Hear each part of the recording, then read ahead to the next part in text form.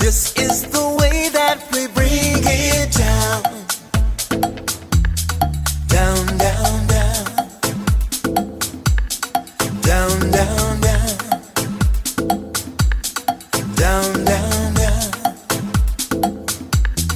Down, down, down. Down, down, down. Igniting the fire within you. Exalting the melody of freedom. These are the things that will bring it down. Down, down, down. Down, down, down. Down, down, down. Down, down, down. Down, down, down. So gather the faithful. Tell everyone to stand and shout loud. Shout loud. Shout loud. Let's bring it down. Let's bring it way down. Let's bring it down. Let's bring it down, down. Let's bring it down. Let's bring it way down. Let's bring it down. Let's bring it down, down. Down, down, down. Let me tell you, it's in the air. Joy is in the air. Love is in the air. Can you feel it? What it feel like? Freedom. What it feel like? Don't sleep on it, brother. You might get left, sister. Can you feel it? What it feel like? Freedom. What it feel like? Justice. No need to be counted, cause I am down. Down, down, down. Down, down, down. Down for the end of racism, for the end of bigotry, cause I am down. For the end of misogyny, that's right. For all the isms out there, just down, down, down. Let's bring it down. Rise up, people. No more foolishness, and let's bring it way down. Riding the river of change into the cries of contrition. This is the way that we bring it down. Down, down, down. Down, down, down. Down, down, down.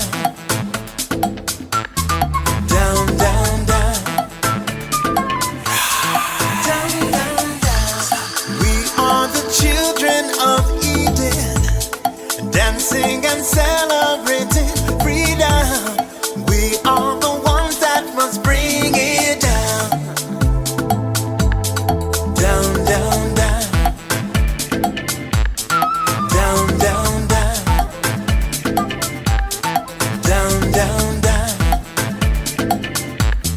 Down, down, down. Down, down, down. So gather the faithful. Tell everyone to stand and shout loud. Shout loud. Shout loud. Let's bring it down. Let's bring it way down. Let's bring it down. Let's bring it down, down.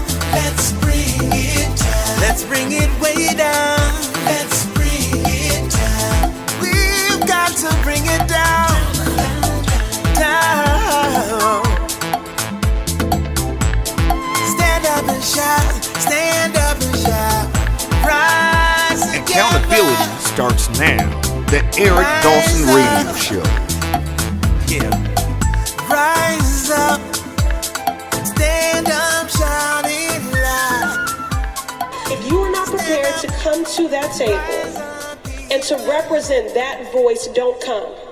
Because we don't need any more brown faces that don't want to be a brown voice. We don't need black faces that don't want to be a black voice. We don't need Muslims that don't want to be a Muslim voice. We don't need queers that don't want to be a queer voice. And if you're worried about being marginalized and stereotyped, please don't even show up.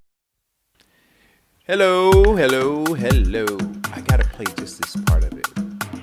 Oh, you know what? I can't play. I wanted to play it, but I can't because then it'll echo. It'll be like a reverb, so I can't do it.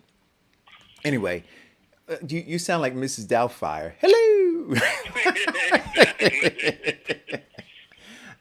I love that movie. I'm sorry, but I I do too, especially when they did that with Aerosmith. Dude was like a lady. Oh, I was on the floor rolling every time I see that. In fact, I miss Robin Williams. I think that he was he was just such an incredible and diverse actor.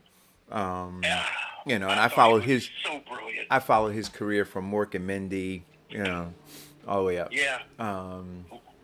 But anyway, man, it is raining outside. I didn't know it was gonna rain. Yeah. I left the bakery this morning, Vincent. Man, now that when did the clocks go back yet? No, not yet. When do they go back? Keep talking. I'll check just to be sure. And now, what is that gonna do? So when we fall back, it's got to be in the next couple of weeks. But when we fall back, what is that gonna do? That's gonna give me less sunlight. Yes. Oh God. That means you're getting up an hour. And what is the purpose of it? They said farmers are saying they don't need it. Everybody's saying they don't need it. That is something that's outdated. I don't know. Anyway, why do we need it? Why do we need to spring ahead and fall behind? Daylight savings time was established during the war, the World War II, so that the soldiers would get more daylight hours by getting up earlier. I know.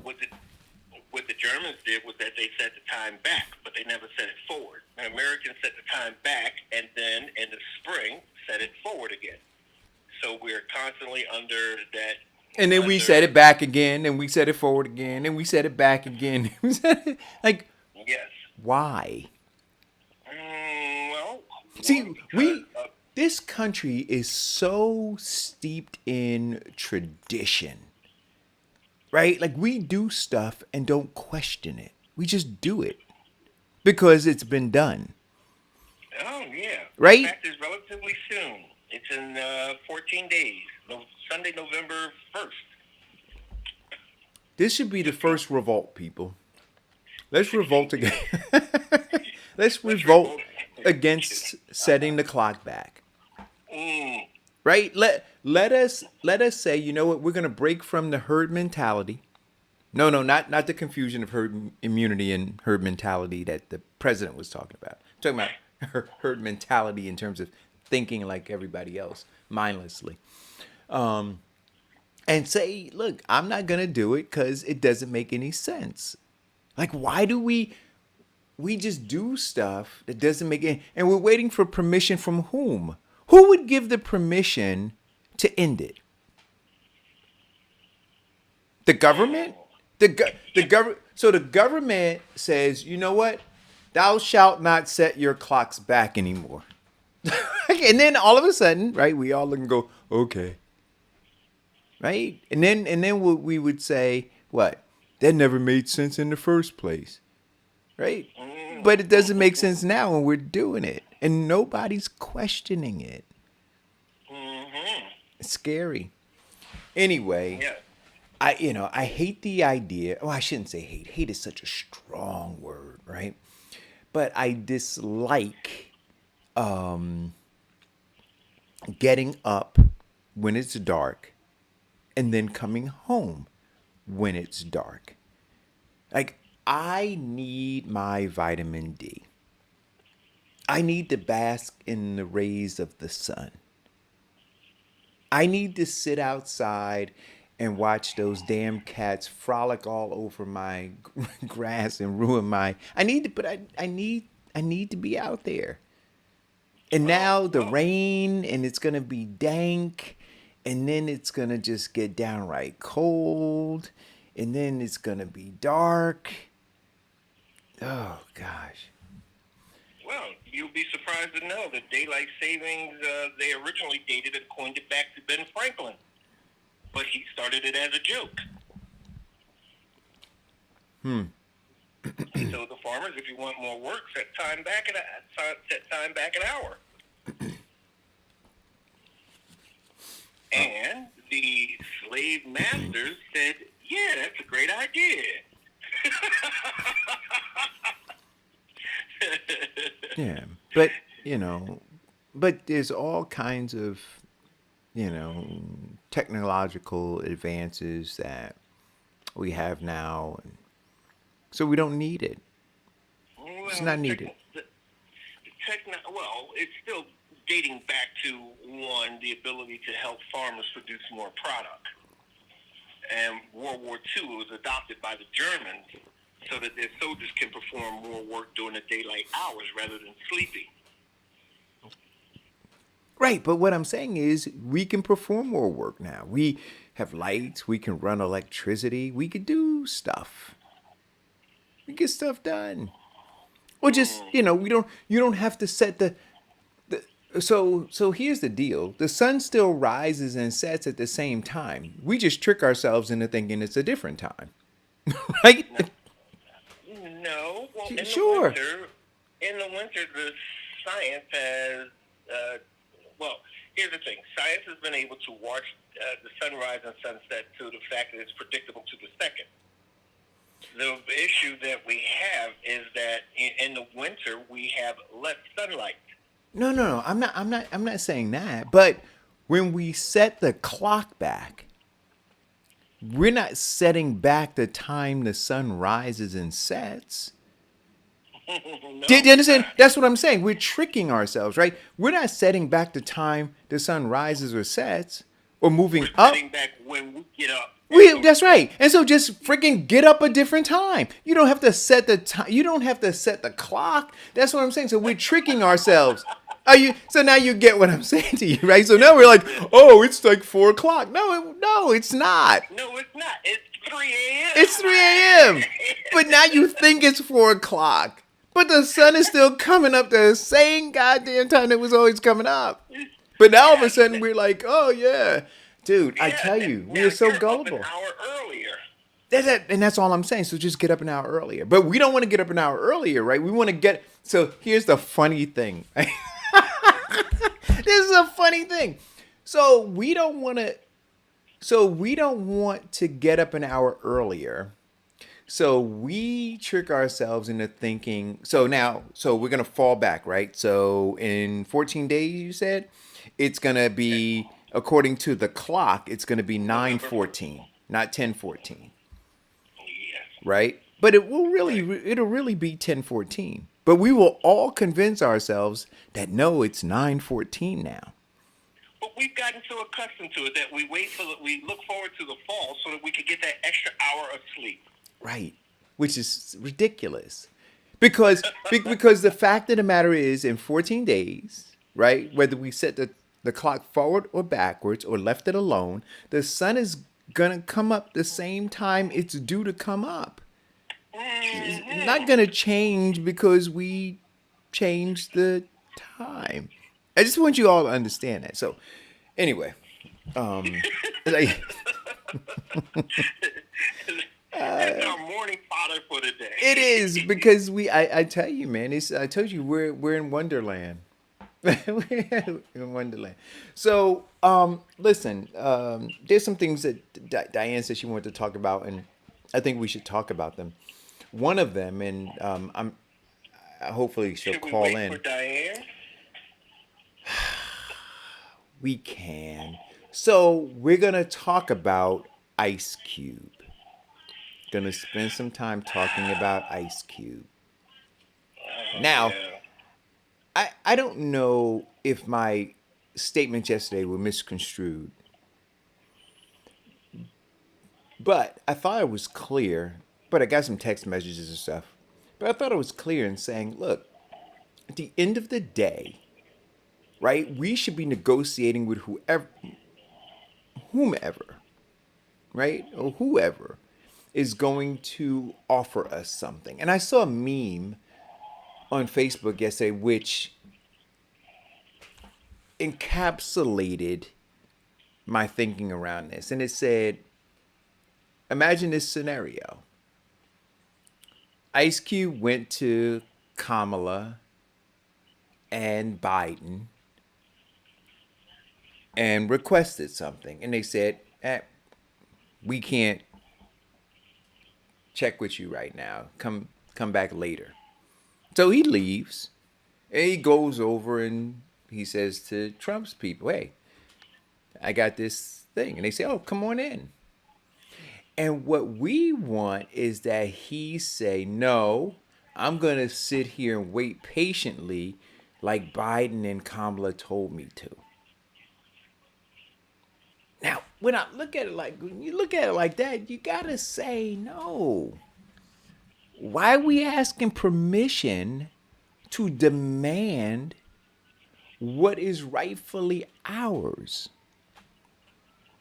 Why are we waiting for permission to do that? And so I don't know what the outcome is going to be from him sitting with Trump. One can argue, historical context, right? And, you bring up some other people and you say, well, when this one went and sat with him, what'd he do? What'd he do? What'd he do? Well, but hey, listen, what's the saying? Nothing beats a fail but a try, or something like that. Did I get that right? Or am I dyslexic in how I said it? But look, you're not getting anything over there. My grandfather used to say, "Air one beats nair one." That's what he used to say. So I understood that. And so to go have a meeting is better than not to have a meeting, and then you see if you can take a next step after the meeting. But these other people, they have nothing to offer, and so he went over here. Well, nothing.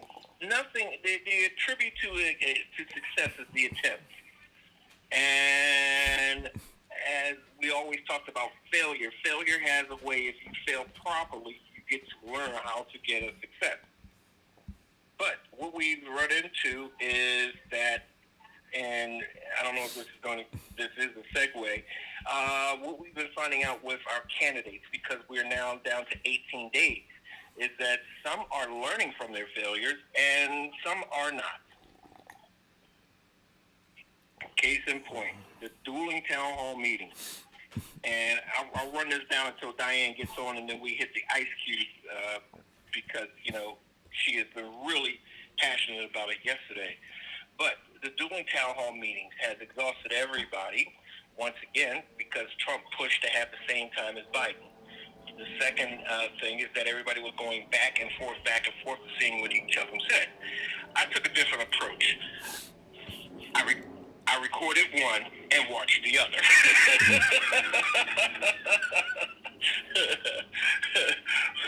You want to start with Trump or you want to start with Biden? Oh, but before we do that. Well, I want to start with the media, which is what we were talking about before, that the media, and I said this when we were off air, that the media is just so one-sided. And I would suspect that if Biden had showed up on Fox News, that they would have treated him differently than they treated Donald Trump. And I think that that's what happened at the town halls yesterday. Well, the media basically fuels our desire for voyeurism. And that is why one of the biggest things that become very, very popular are cameras on our cell phones, because people can actually record history as it happens. Media, being ad-based or sponsor-based, is driven by the sensationalism. So media has now been geared towards not information, but talking about, looking at, and then talking about, again, the train wreck. Mm-hmm. The biggest train wreck that is coming on in America's history is America right now, and our president, and our presidential election. So that's where everybody is geared to. Now, I will also Well, see, but I'm this. going to disagree with you there. I'm going to stop you there. And these are just more talking points. Because I think Biden's a train wreck as well. But they're saying, yo, look over here. Don't look at this wreck. Look at this wreck. Because that is the wreck that they want you to look at. But you can certainly... May be right. You could certainly look at Biden and see like a massive train wreck. But they don't want you to see that one. You may be right. Yeah. But here is the thing.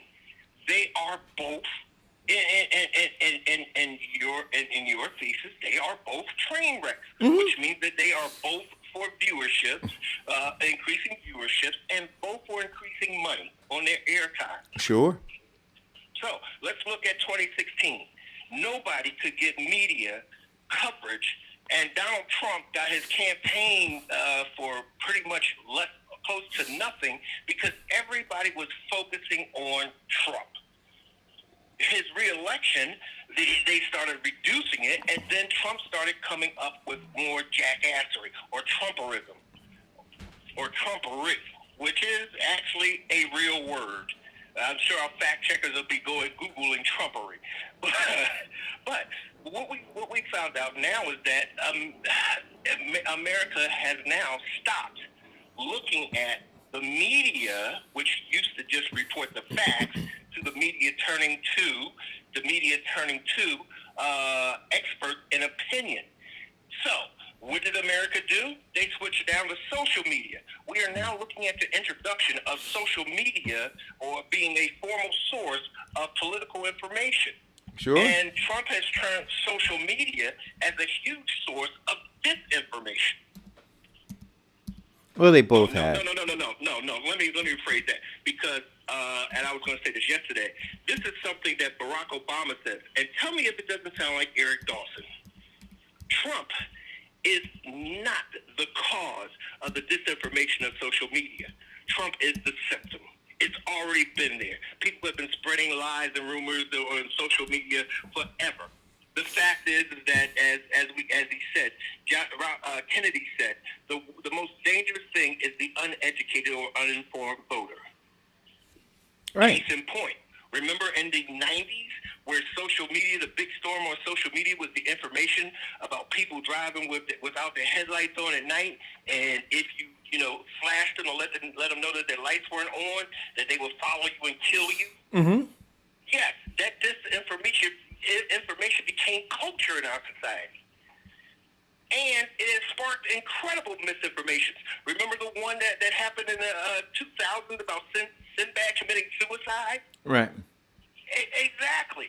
So it's that disinformation and people uneducated and not following up and researching on the media and its sources that has been the cause and the danger of our society.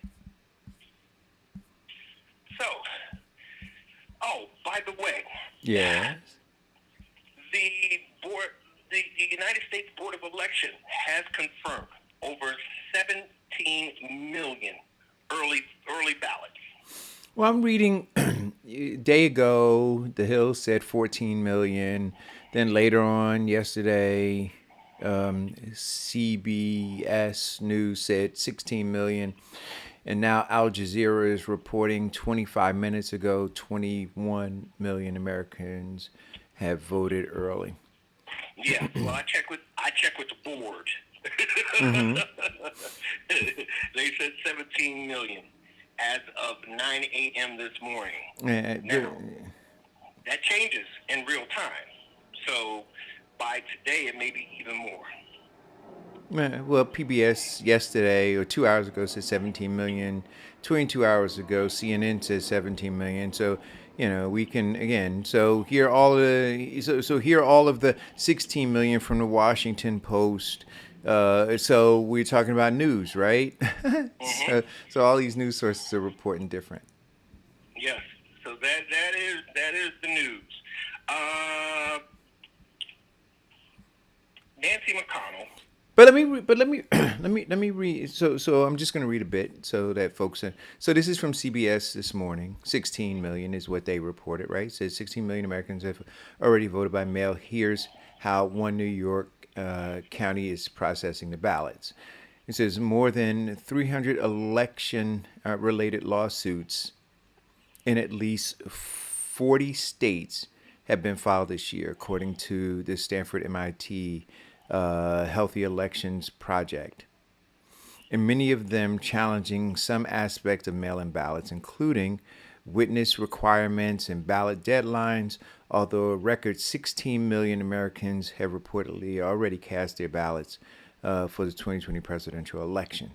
Many worry their early ballots may not be counted early or at all. right? And then it goes on. There's more and more and more and more and more to read. So you guys should read these articles. It's gonna be a mess. But go ahead, Vincent. I'm sorry. No, and that is true. The biggest thing now with all the mail-in ballots is that now both Republican and Democrats are challenging the mail-in ballots, and the biggest thing that they're challenging is the signature. If it does not match the signature of the person who signed their voter registration, they therefore dismiss it. Right. Well, that is nothing new.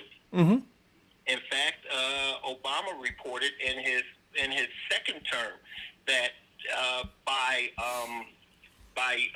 July of his second term, he has found that they have been stealing over 6 million votes. And they said, and the reporter talked to Obama about it and showed him the data, and then Obama said, no, you don't even have the half of it. This is what I have. So he said, well, what are you going to do about it? Obama said, it's really simple. You push, get out and vote. Because at some point in time, these people who are dismissing it get exhausted, and then the rest of them flow through. That's why it's important for everybody to get out and vote. Now, look at how much Obama won by. Imagine the bigger number that he would have had if 6 million more were added to his tally. So that is why we are always saying no. Get out the vote. So, but also voter suppression. Georgia governor has went before the Supreme Court. I'm sorry, Texas governor had went before the Supreme Court again because of limiting drop-off spaces or voter registration. He has it in 2 locations for the entire state. North and south. And one of the reasons that he has these superstations is because the NBA protests. Remember, they were going to shut down, and they shut down for the game after the shooting. Right. You need to get out there and get to the street and start making changes. Well, the NBA convinced them that they would open up all of their arenas for super voting sites. So Texas said, okay, go to the super voting sites.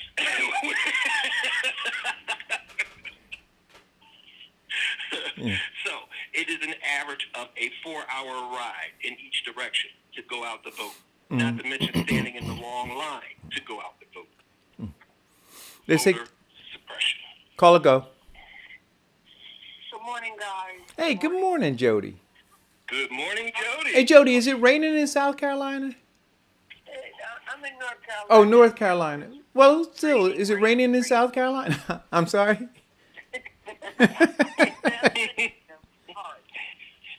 Just for the record, it's raining in South Carolina.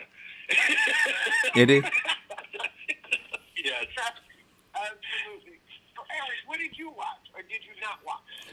You know, I saw the recaps of them both.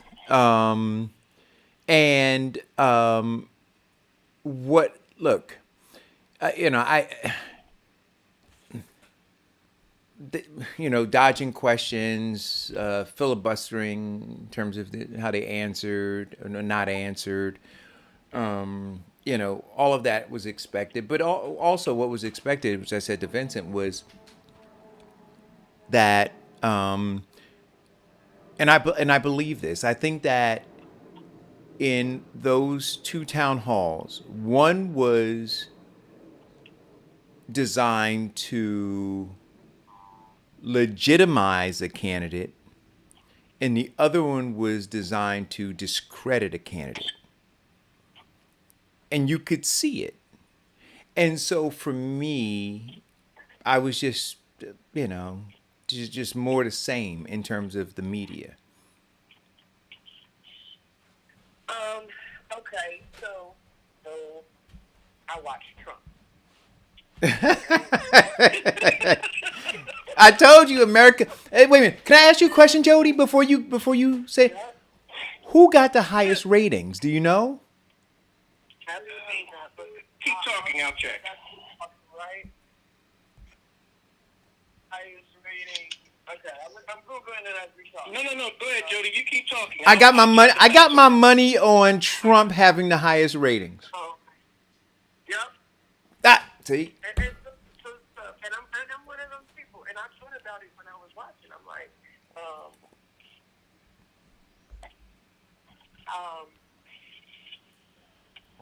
honestly, I watch Trump for two reasons, right? I watch Trump because he tickles me. He is all that you look forward to seeing on television. He tickles me. I'm gonna laugh. I know I'm gonna laugh. I know it's gonna be wild, and I'm one of those people, right? And I watched to see if he was going to change, like, a little bit. I just, sometimes I just want Trump to just, change his messaging just a snippet to see if he will ever, like, come off of that insanity, right? He didn't disappoint me. He tickled me, and he didn't change, right? But I thought of you last night, Eric, because after I watched Trump, and he frustrates me, right? So I think I posted somewhere, and someone said, if he's not lying, he's spinning. If he's not spinning, he's blaming. If he's not blaming, he's being dumb. And if he's not being dumb, he's pissing me off. Like, that's how I see him, right? Very good assessment. All I saw Biden was some recaps. As soon as I saw it, I thought of you. Because he answers you, Eric. Young black kid stands up and says, what are you going to say that to young black men and women like me who do not believe in you and do not trust that, or what are you going to do to change our situation? And he said, and I'm not quoting him, I'm just, but this is what he said. He said, changing the justice system in the way in which it deals with black people and the reform the police department. He said, but more important, fixing the wage gap, fixing and he actually said it, like, it was like, I've been listening to the Eric Dawson show, and Eric Dawson needs to hear this, and I'm going to say it. And he said it. And although I agree with you that one was created to help one and destroy the other, okay, at the same time, just in the little snip that I saw, I just feel like both are full of crap in the sense of they're both politicians. But I just think that Biden is trying better to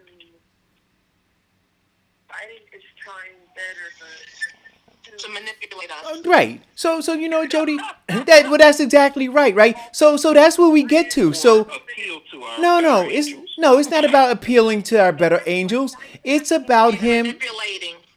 Right. So he does a good job. So Biden does a good see. So here's what it is, right? Okay. And you got to go back to the book, how to win friends and influence people, right? And understand this premise that people want to feel important, right? Right. So Eric wants to feel important. Biden knows Eric wants to feel important. So Biden says, well, this is what I'm going to say to make Eric feel important. Not so that Eric is important, but simply to make him feel like he's important. See, because it's more about Eric's feeling than actual tangibles. And that is the trickery of it all, right? And so this is whether you like him or not, right? And most people, well, I shouldn't say most people don't, because a lot of people do. But on this show, at least, most people don't like Donald Trump. Donald Trump tells you who he is, right? And then you can decide, like, no, I'm not going to roll with that. Well, Eric, that does confirm. I agree with that one. Eric, listen, he doesn't tell you who he is because he's a compulsive liar. No. Right, but he tells you he's a lie. No, but what you know, no, but these are the things that you know about him. But you know he's a crotch grabber. Wait a minute. But you know he's a crotch grabber. You know he's a misogynist. You know he doesn't. So you know these things. You know him. Eric, but you are right, Eric. You are absolutely right. Remember we talked about the black group that did the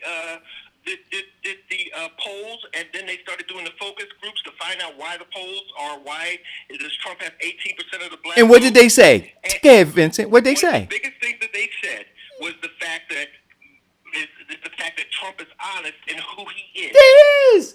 I'm telling you, Jody. And so, give me 1 minute. One minute to say this, and it's absolutely right. However, we always talk about Stockholm syndrome and why women don't leave their abusers is because they know what he's all about, and they're afraid of what No. That's not why.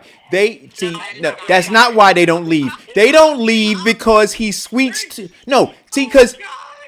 don't leave because he sweet talks them. See, every time he whoops their asses and they get ready to leave, he goes and convinces them, right, with Al Green playing in the background and some dead roses that he just picked from the neighbor's garden, right, that he's going to be different this time, right? And so he's telling them and he's keeping them in this state of hoping, like Jody said, right? What did Jody say? I hope that he's going to do. I'm hoping that he's going to do. And you know what? Biden is doing that. But wait a minute. Trump is telling people, I'm going to do better. No, you miss it. No, you're not. See, here you are trying to contort it. Listen to what Jody said. Jody's on the phone. She said, listen, I listened and I hoped that Donald Trump would change. I hoped that, but he didn't. Right? Wait a minute. Then Jody said, you know what? Biden's trying harder. So Biden seems to be changing, at least his rhetoric, right? And so what I'm saying to you is this: when an abuser realizes that you're about to leave, when an abuser realizes, they will change their song. They won't change who they are. They still are who they are, but they'll change. I'm sorry, baby. I'm gonna do better. That's absolutely right. I'll never do it again. There you go. Believe me. There you go. And so don't leave me. Don't leave me. I'm gonna close the wealth gap. Don't leave me. I'm gonna change the whatever. Don't leave me. I'm gonna do this. Don't leave. Okay, well then, if you want to put it that way, then what's Trump saying? I'm the same person who kicked you behind, who got you in COVID-19, who won't give economic relief that's suitable for people who come. I'm going to continue to make the No, hear me. Nope. Nope. Nope. Nope. Because you've got nothing to lose. Nope. Hear me out. So what? No. What is happening when I said this the other day? See, I'm consistent in what it is that I say. See, you have these people who realize both of them are full of that. To some extent, both of them are full of shit, right? To a large extent, both of them are full of shit. But over here, this guy is saying, you know what? But here are the things that I stand for, whether you like them or not, right? Here are the things that I'm gonna push for. Here are the things that I'm gonna do, and God damn it, I'm just gonna go pedal to the metal and get them done. And there are people who look and go, yep, that's who I'm rolling with. On this side over here, you've got this guy who's saying the same thing, right? Or, well, he's really not, but let's say he's saying the same thing. And so you got people who say that I'm gonna roll with him. As this thing is coming down to it, that 18% of blacks you said, Vincent? Whatever that percentage was, right? Yeah. They're looking, going, you know what? I'm listening to this, and I'm listening to who's consistent in what it is that they're saying. Whatever it is, we disagree with it if we want to disagree with it, but who's consistent in what it is that they're saying. And they're looking at this guy and they're going, this guy continues to say the same thing. This guy over here, he said this today. He said that the next day. He said this thing the other day. And I think that is why, one, you're going to have the people who stay home again, but in larger numbers. And then you're going to have over here folks come out in I don't know if they're going to come out in larger numbers, but they're going to be consistent in the way that they came out in 2016. And over here, I think there's going to be massive disappointment.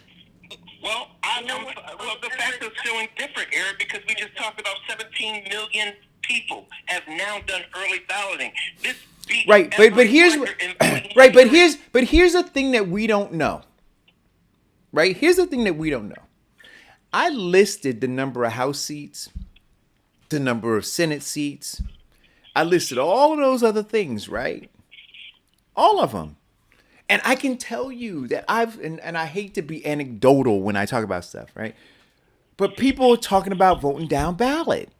And so I'm not suggesting that people are not going out to the polls. You, however, think that they're going out and they're voting the top of the ticket. I'm going to suggest to you, that they're going out. early. Yes. Not top of the ticket. Yes. No. I did never, ever said that people. But you're out and implying, what they're voting right? For. I'm saying that people are in large and record numbers getting out early. Right. Vote. And I don't disagree with that. What it seemed as though, and I stand corrected if this is not what you were implying, but it seemed as though you were implying, hey, Eric, your theory is wrong about what's going to happen in November as relates to Trump and Biden because 17 million people went out and voted. That's what I heard you say. No. Oh, okay. What I am implying is that the theory is now the theory or the glass ceiling that people are going to do what they did in 2016 seems to be dissipating because people are getting out and voting early. Oh no. Listen. I think look. I think that people understand where the power is, and I think that people want to get out and they want to vote. They want to vote their mayors out. They want to vote their congressmen and women out who would do nothings. They want to vote their senators out who would do nothings. They want to change their governorships. I believe that, right? Yeah. And by the way, Eric, I agree with you on consistency because throughout the entire 2020 campaign, Trump has been consistent. He has been consistently doubling down on dumb. Okay. So, anyway. But, And you know what I think? I think that Eric, I think some of your conversation is wishful thinking, which I understand. I think that when you say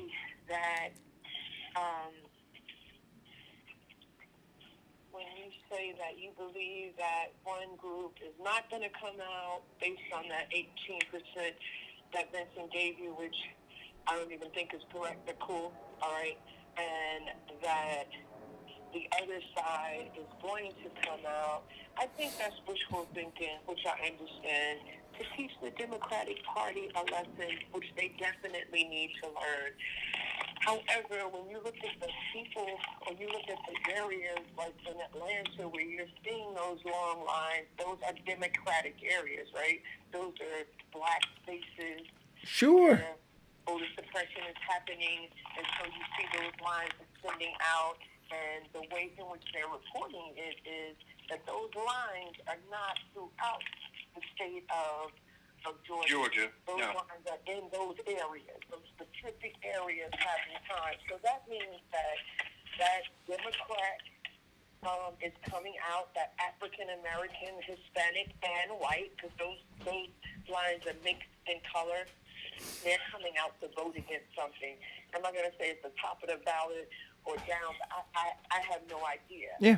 I do believe, I'm going to say this, I do believe that people are in Trump overload or exhaustion or whatever you call that. And so, and I'm not even saying that at the end that's going to translate in a win for Joe Biden. But there's something going on that people are coming out to vote, right? Hell, it could be that those black folks are voting for Trump. If they are, though, right? I would go back to your conversation earlier when you talk about Stockholm syndrome. At this juncture, right?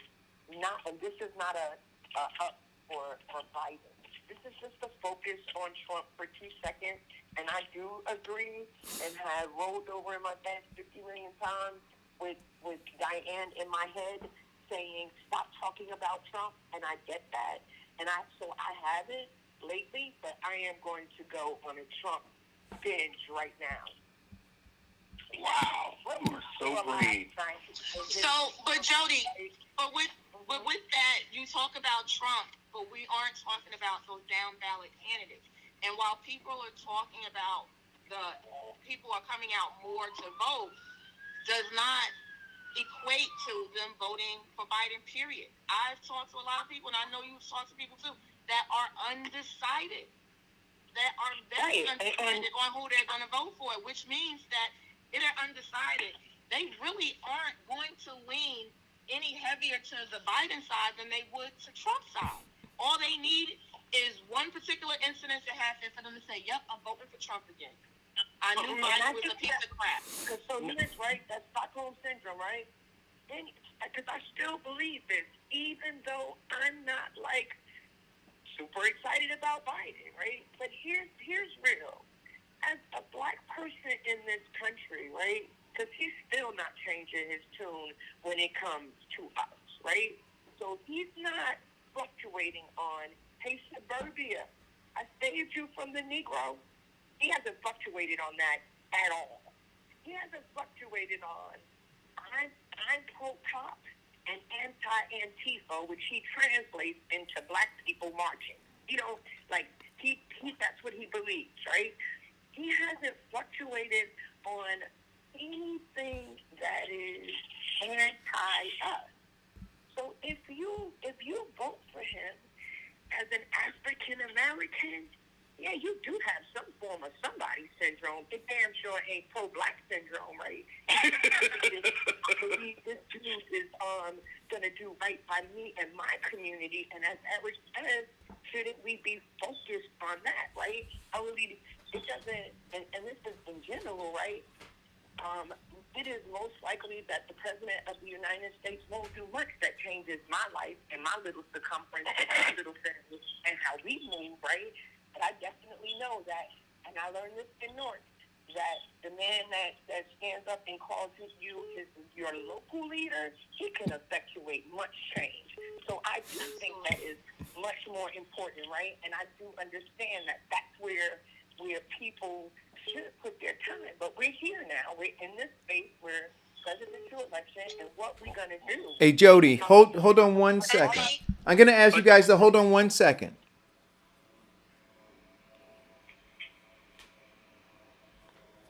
Hello? This is he. I'm on a live internet show. Can I call you back?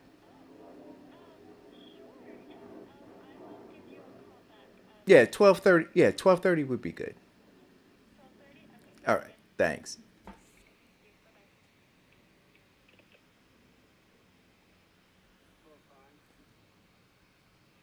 Sorry guys. That was the hospital. I had to take that call.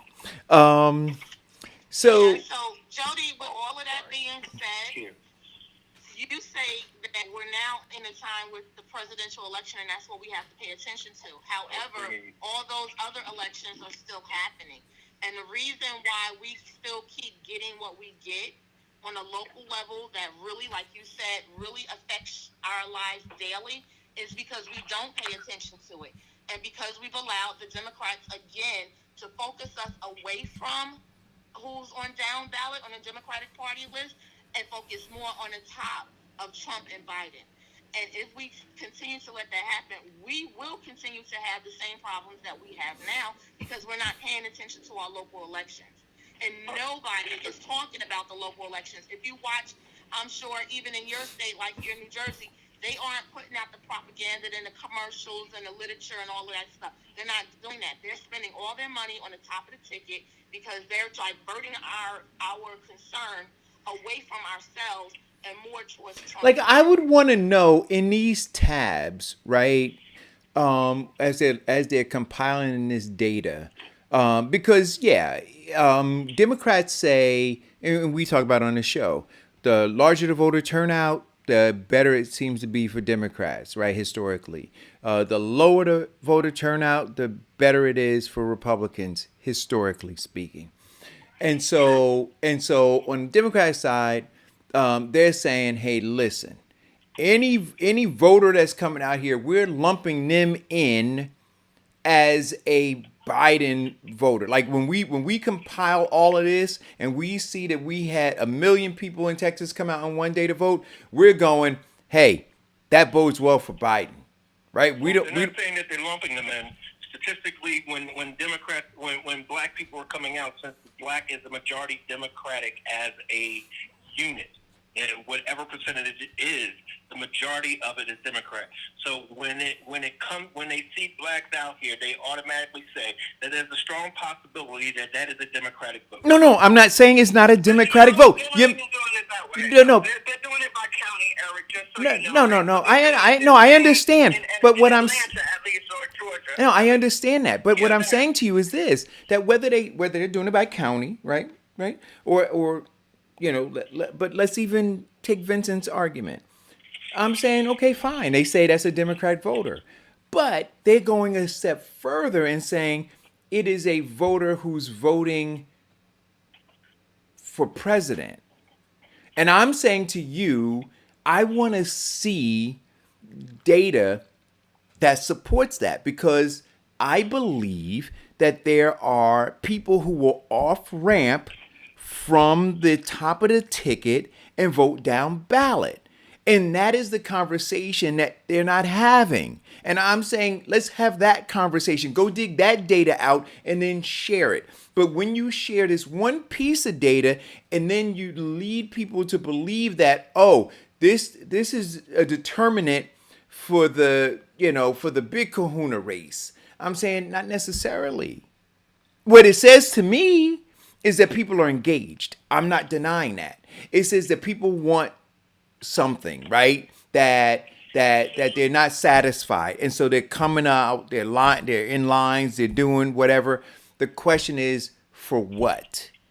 And now when we get to the for what, because people have chosen sides, right? I'm a Democrat. I'm a Republican. I'm a Trump supporter. I'm a Trump hater. They then take this little bit of information and they use it to fuel their theory, which I'm saying don't do. Just take the information at face value and say, hey, 1 million people showed up and voted in one day in Texas. And then I'm cool with that. Right? But when you go that next step, then I got to push back and go, you don't know what it means. All you know right now is 1 million people voted in Texas. And I agree with you. 17 million Americans voted early. We can all agree to that. When you now start to theorize with no data, it becomes dangerous. I got you. Definitely. And I agree. So let us continue to look. And I'm hopeful. I'm hopeful that people wake up and say, and what it, the theme song to the show is tear the whole damn thing down. So if these people are lining up to tear it down, I'm with them. I'm with them 100%. I'm not asking anybody. So when people said, and people in my thread, oh, Eric, you're telling people not to vote. No, I'm not. I'm saying vote your interest. Understand where the power is and then go vote based on your interest. And I suggest that the interest should be seizing economic and political power. Now go find that. Now, on that note, did Biden say anything? Because actually when I saw it, what it was to me was that Biden was now getting a full opportunity to get all of his substance out. And Jody, you can verify this. Did Biden say anything about what he is doing to help the black communities? Yeah, he did on his website. That's all he was getting. So, and to Diane's point, right? We do have to know that this is politics, right? So in this space, at this time, with all this going on, he has no other choice but to pander to our community, right? He has to. He would do poorly if he didn't. It is the smarter move to make Trump this big bad wolf, and although I do believe he is a big bad wolf, right? And to to manipulate, as Diane would say, right? And I get that, right? But at this juncture, what are we looking for? Are we looking for someone that is talking to us, right? Or are we not? Do we have a better chance, ready, with someone that's even willing to pander to us as opposed to someone who's saying, I'm going to keep you out of suburbia. I'm going to take some stuff from you. Listen, Donald Trump said last night again that he has been the best president for black folks since, what is it, Lincoln? That's just it's like a line he has, right? And then he goes through, I saved the HBCUs. That's a lie. What else does he say? I saved the HBCUs. I've given them more jobs. That's a lie, right? And what he said that he's done. Excuse me? Those are not lies. That is true. He is the first president to establish a long-term funding for the HBCUs. Yes, that is true. He did do that. No. He didn't say that. He said that. No, that's not true. We went through this already. I gave you numbers on it, right? No, he put money into HBCUs. He did not save HBCUs. He did that 10-year plan as opposed to a 1-year plan and translated that into I saved HBCUs. You're misunderstanding. He didn't say he saved the HBCU. What he said is exactly this, that he made a commitment for the next 10 years where the HBCUs are guaranteed to get the money that they're supposed to get and then some, as opposed to throughout the Obama administration where it was every year they had to recertify for that funding. And that is true. So that's not saving the HBCUs. And second, you're saying that he said that he doesn't want black folks, quote unquote black folks, in the urban communities. He didn't say that either. He said that he didn't want lower income, and you're assuming that he's saying black. No. Okay, listen. No. Hold on, because we are consistently talking over each other. Now, well, but then what did you just do? No, please. Over everybody? No. Is that you, Vincent, saying that? Yes, I would like to actually hear his point, but the simple fact is that we're always.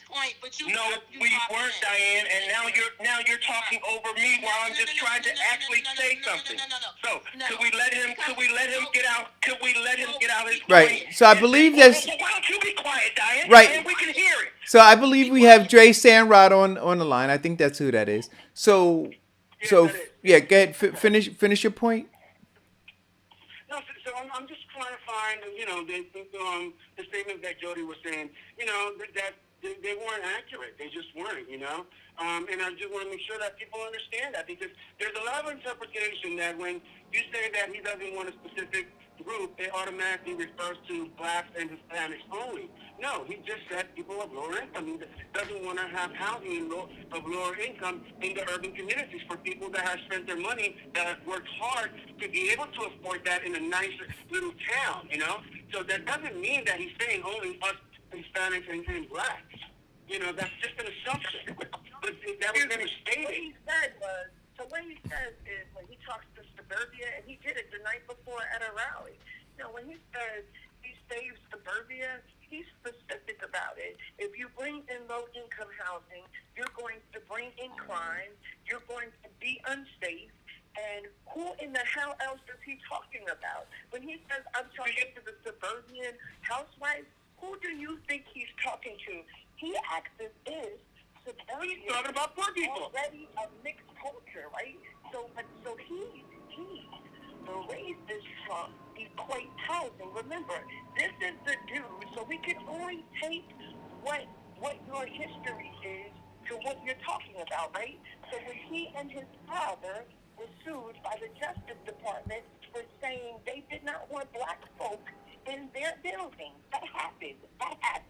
That's factual, right? And he was very proud of that. So who else am I supposed to surmise that he's talking about when he's already done it? He has buildings and wealth. Okay, well, let me touch base on that.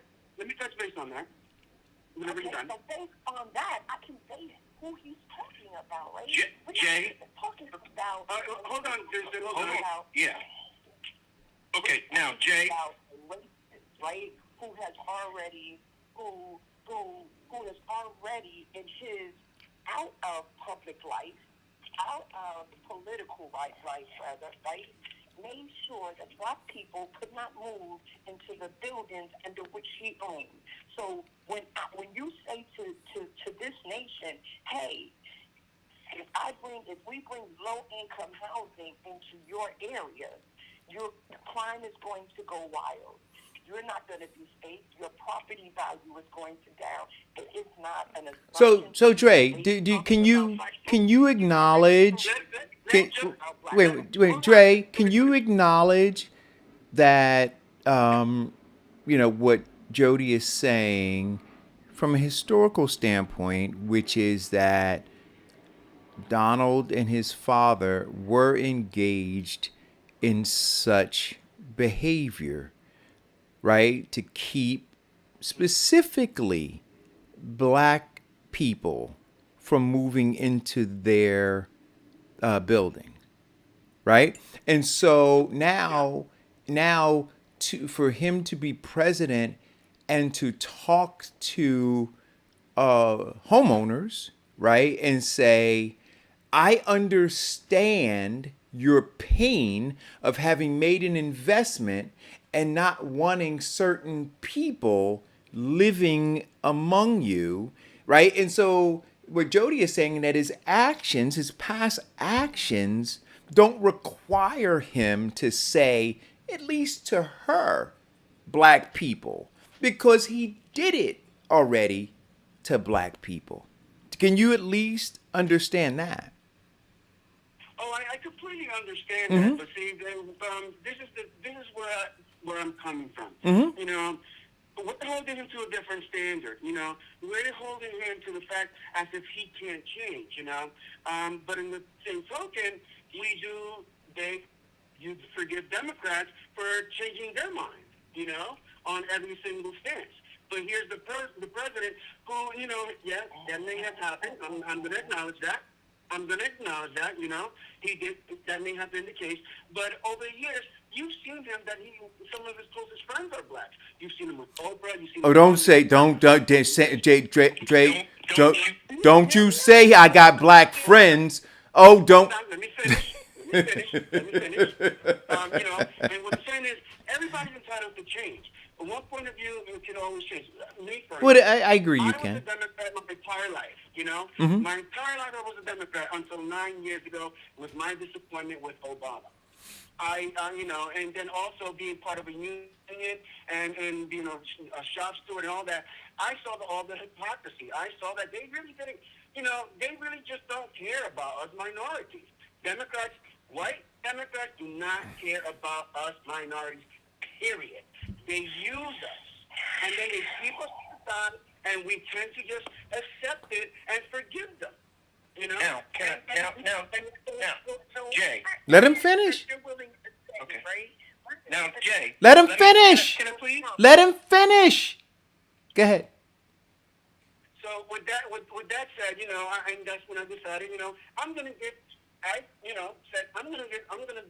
and I'm gonna go try give the Republicans a try. See, there's something different. We're independents, you know. I have, you know, over the years developed a conservative point of view. I understand everything, you know. I may not be a hardcore conservative, you know. I do believe in that women have a right to choose whatever they want for their body, you know. I also believe that anybody has the decision to decide how they want to treat their body and do whatever they want to with their body, you know. But I do agree that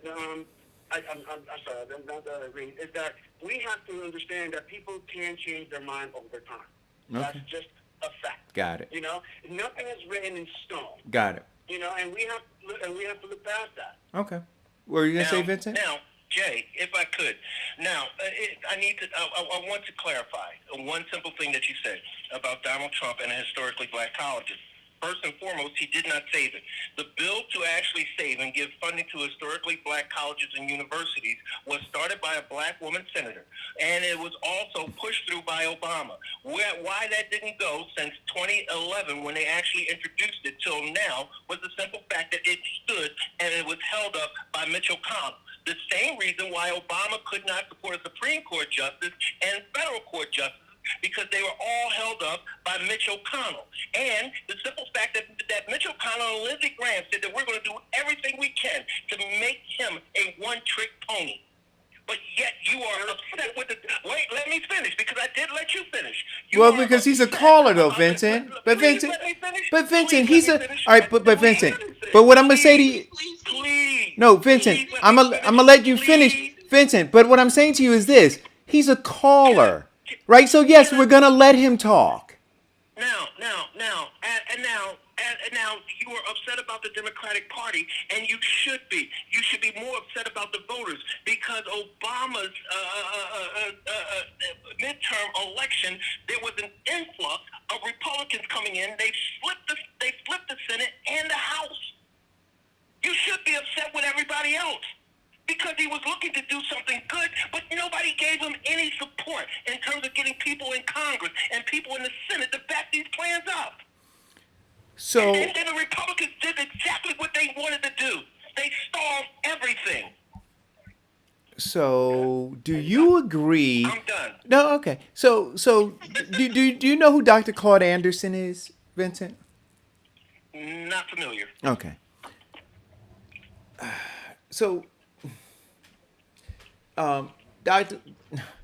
I forgot the title that Dr. Claude Anderson held within the Carter administration. You could look that up, though, I'm sure. Very well respected. Oh, he did Powernomics? Yeah. Power Economics, yeah. He believes too, like I do. I mean, he expressed, grave disappointment in President Obama, and said, quote, these quote from Dr. Claude Anderson, he did nothing significant for black people. Nothing whatsoever.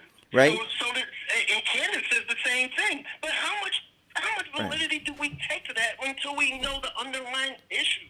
People do not know. In fact, Michelle Obama said it best. The worst thing, the biggest failure of my husband is that he did not do the marketing of his events and accomplishments like Donald Trump.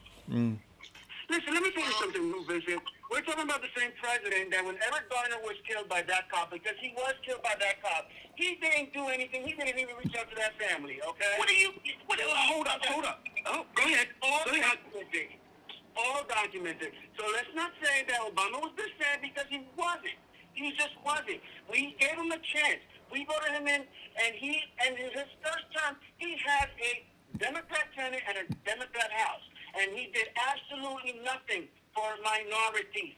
Nothing. Everybody was killed by that cop, and he didn't even reach out to the family. But yet, here we go, and you want to hold Trump to the same standard. You can't. You just can't. Here's the truth. Here's the truth in what you said. You said Obama did nothing for minorities. Okay, let's look at this, and let's take it from the Eric Gardner. When those incidents started popping up, Obama instituted the federal investigation of police actions and acts involving death. That was therefore reduced and strangled or underfunded by Donald Trump. When Obama was in office, the poverty ratio had decreased, which means that black and white people who were in poverty now started finding income and work. When Obama was in office, black unemployment had dropped to record levels. When Obama was in office, the stock market was hitting record highs. Coming from a man who got into office when we were paying for a war, gas was up to $5 a gallon, to now where it is, where Donald Trump comes in and takes credit for all of it. You can't tell me he didn't do anything. You're just not looking and listening to Republican rhetoric. Wow. Well, I'm gonna tell you, man. The man just walks on water, don't he? I'm not saying he walks on water. Wait a minute. That's what I just heard. Wait a minute. That's what. Hey, don't forget part the Red Sea too. Yeah, that but from your lips to God's ears, I guess. The business is actually arguing right now Obama's record to Trump's record, and Obama ain't nowhere near running for the president of the United States. But Jay, listen to this, right? Just going off of what you say. You are actually willing to say that Trump, a man can change who he is. Well, a man that changes who he is, we see those changes, right? So I'm not going to base his change that he didn't want black folks in his buildings to he has some black friends, are we? We can't make that, right? You would have to change your rhetoric. You would have to change your policy. You would have to change the way in which you deal in that space, right? Because going off of what you said, right, then we should be all chasing Joe Biden. Because Joe Biden, we would say the 1994 crime bill, that's all we hear about Joe Biden. But Joe Biden has changed his language and changed his way, saying these things need to change, while Trump is still using the same rhetoric, the same behaviors, trying to effectuate the same policies of, I don't want black people in my business. But we're again, he has never said anything negative about the black community ever. What are you talking about?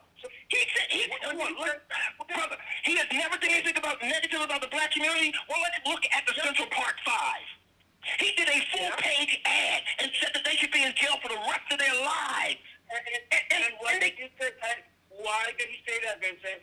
Was he an investigator on that? Did he specifically investigate the whole thing and come up with that assumption? No. Remember, he was going based solely on the media reports and police reports. That's right. You don't know what was going on. No, you don't know what he was going on. He became judge, jury, and executioner of 5 innocent black men. Yeah, he was not privy to any more information than any of us were. He was on Jay, if he was not. Hold on a second. I'm sorry, go ahead. See, this is the problem. The problem is that everyone goes based on sensationalism of the media. We forget that the media doesn't make any money if they don't sensationalize something. We already discussed that an hour ago, but go ahead with your point. So the point is that you really need to learn how to look further than that. You really do. Because anything you need to think of, right? So at the end of the day, I've never said it specifically. It's not based on the media. Jay, right? So when did it come out of his mouth? That's all I want to know. When did it come out of black people? He made a full-page ad at the New York Times, and he did it for weeks. And look at it. He sat up here and took the Black Lives Matter and turned them into terrorists, saying that they're part of Antifa. And Antifa isn't even a terrorist group. That came out of his mouth. Wait a minute. He called members of the NFL who took a knee because of police brutality, he called them sons of bees. Okay. That came out of his mouth. So tell me, what did he do to help the black community? Well, he shouldn't do anything about us screaming, because people aren't really listening when you're screaming. I swear, Vincent. I need you to stop screaming. Okay, well, let me stop screaming. So tell me, with him... An opportunity now respond. You already said it. Okay. Okay. I get what you're saying, Vincent. I understand what you're saying. But what you're looking at, you're assuming that he's just targeting only the minority groups in those Black Lives Matter and Antifa. You have to remember that there's white people in that too, in those groups. You know, and let me tell you something. If it wasn't for black people, for those whites, saying that they're for justice and for power and, we got to liberate everything, anything minority-based wouldn't be relevant. It only becomes relevant when white people get involved. Let's face it. Okay? Okay, and I agree to that. Do you really think that Black Lives Matter would have been as popular as it is today if it didn't have white people in it? No. Jay, now you are now you are changing the subject. Okay? And no. Now you're throwing in another subject topic. No. That's a whole different point, Jay. Let's stick to the actual subject. Express to me what has Obama done for black people? No. Well, That's what you were saying. You're jumping from one subject to another, and I'm addressing the subject that you just. No. You're jumping from one subject to another, and now infusing white. We're talking about what Obama has done for black people. You were just talking about Black Lives Matter. Jay, I'm telling you what he said out of his mouth. You are changing the subject. What has Trump done for black people? Nothing. I'm going to ask you again. Nothing. What has Biden done for black people? Exactly. Nothing.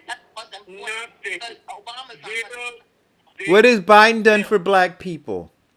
Well, that's changing the subject. Okay, so you No, but it's not, right? See, because so wait a minute. I wanna say this, and Jody said it 10 minutes ago, right?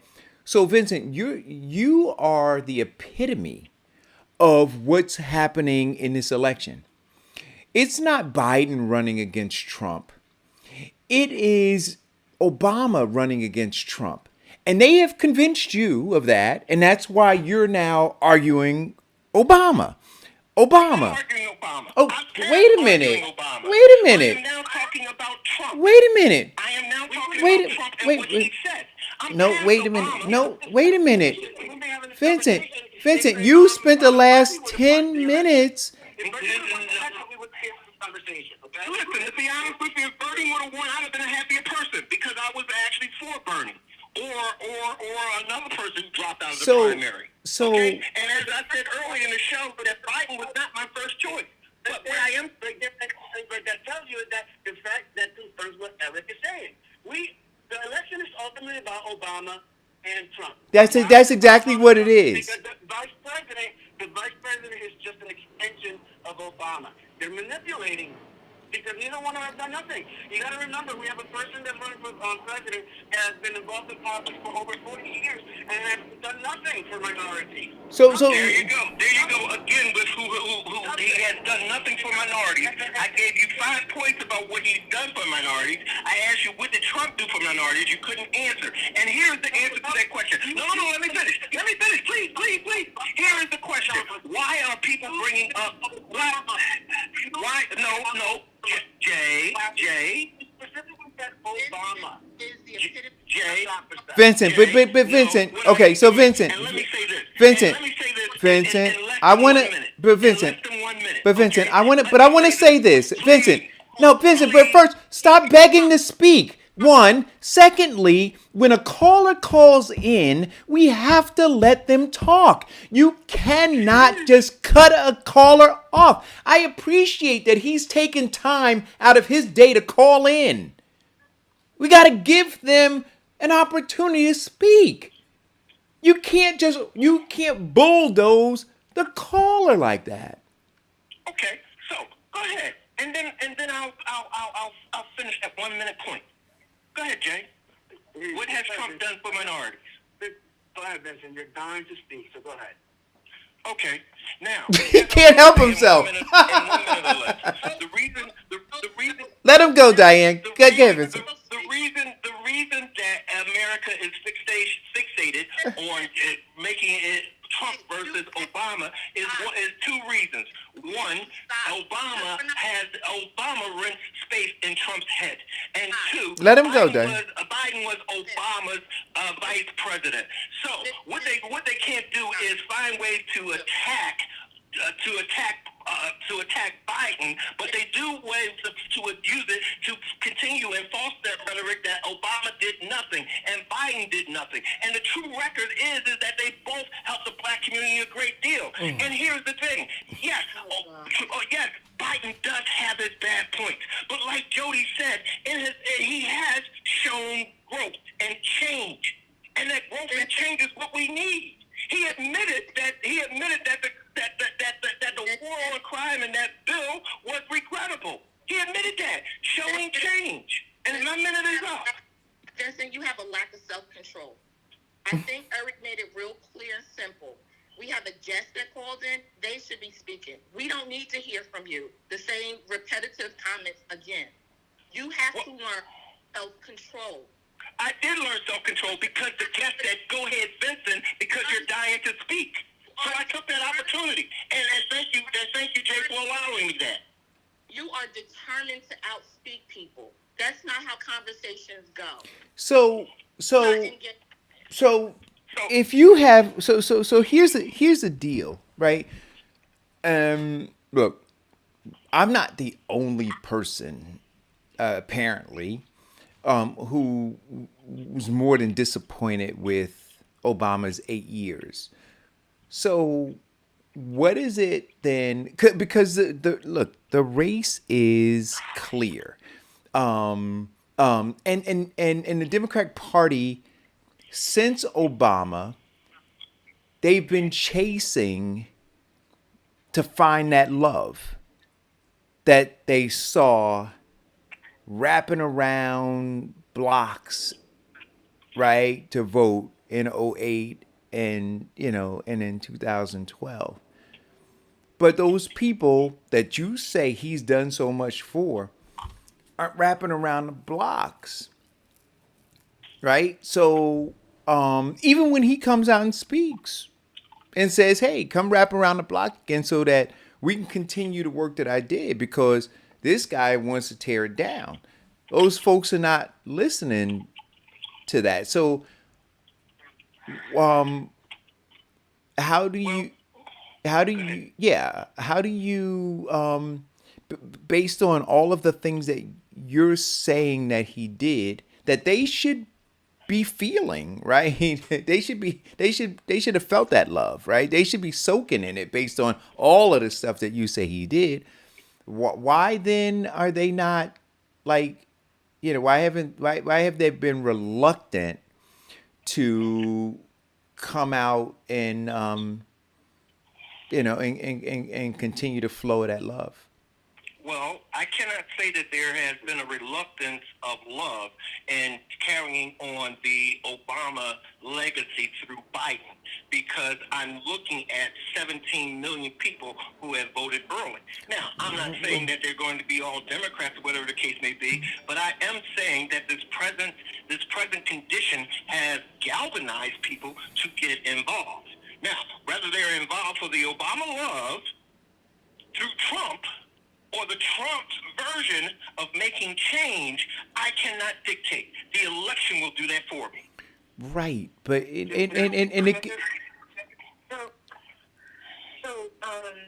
wow, okay. So I don't like to go here because I really think it is bad for us to continue to talk about Obama, right? Because I agree. Gone, right? And I agree. I definitely agree. Back to this space, right? But sometimes you hear stuff, right? I just want to get this away from me, because I do still get insulted when people act like he was the worst president or didn't do anything for black people. So let's just run through a few facts. That's all, right? And I'm not on the political page.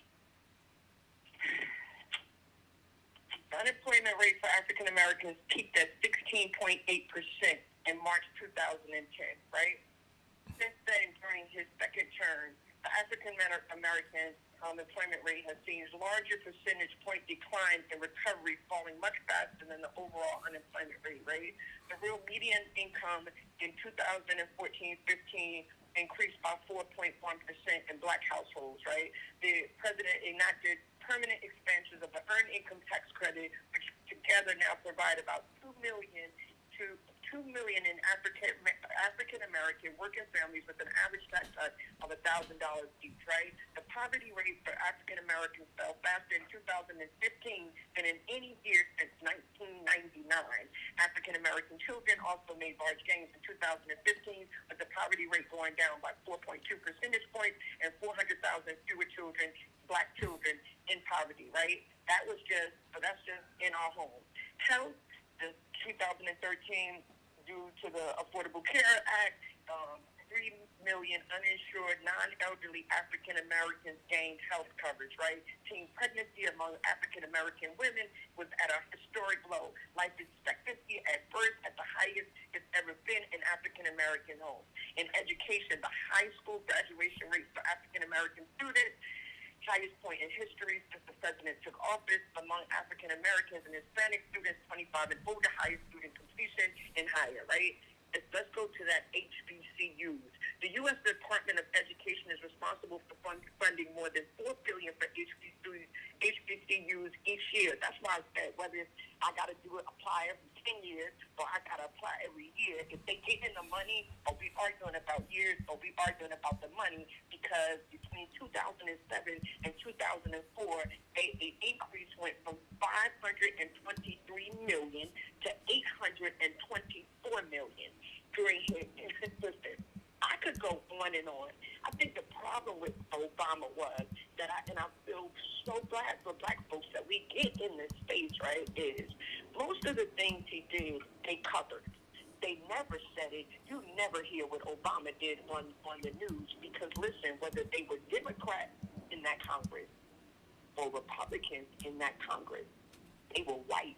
There was a Negro in the office. It wasn't Peachy King. He didn't have anyone on his side.